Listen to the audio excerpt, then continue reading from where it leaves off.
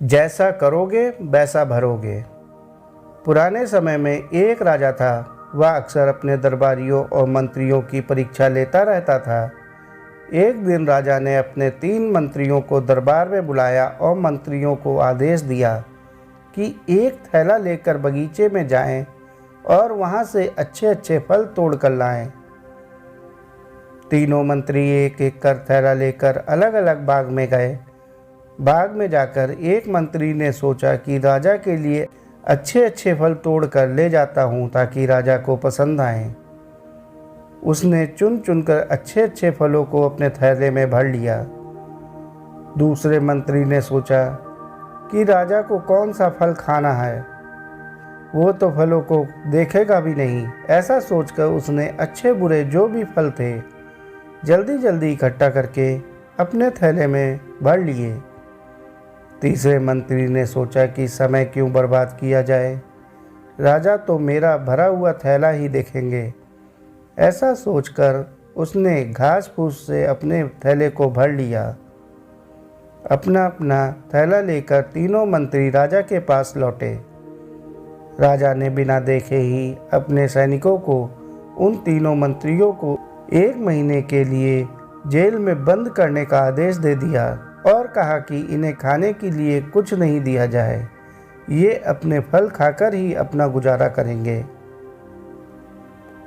अब जेल में तीनों मंत्रियों के पास अपने अपने थैलों के अलावा और कुछ नहीं था।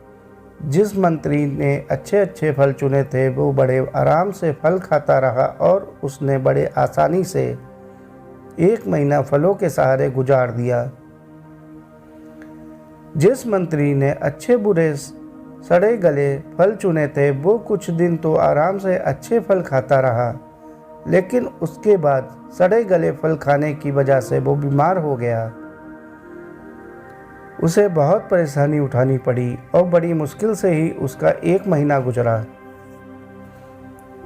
लेकिन जिस मंत्री ने घास फूस से अपना थैला भरा था वो कुछ दिनों में ही भूख से मर गया।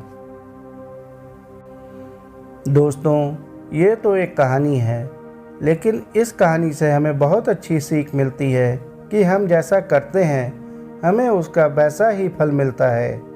ये भी सच है कि हमें अपने कर्मों का फल जरूर मिलता है। इस जन्म में नहीं तो अगले जन्म में हमें अपने कर्मों का फल भोगना ही पड़ता है। एक बहुत अच्छी कहावत है कि जो जैसा बोता है वो वैसा ही काटता है। अगर हमने बबूल का पेड़ बोया है तो हम आम नहीं खा सकते, हमें सिर्फ कांटे ही मिलेंगे। मतलब कि अगर हमने कोई गलत काम किया है या किसी को दुख पहुंचाया है या किसी को धोखा दिया है या किसी के साथ बुरा किया है तो हम कभी खुश नहीं रह सकते, कभी भी सुख चैन से नहीं रह सकते। हमेशा किसी न किसी मुश्किल परेशानी से घिरे रहेंगे। दोस्तों, कहानी को आखिर तक सुनने के लिए आपका बहुत बहुत शुक्रिया। कहानी अच्छी लगी हो तो कहानी को लाइक और चैनल को सब्सक्राइब कर लीजिए। धन्यवाद।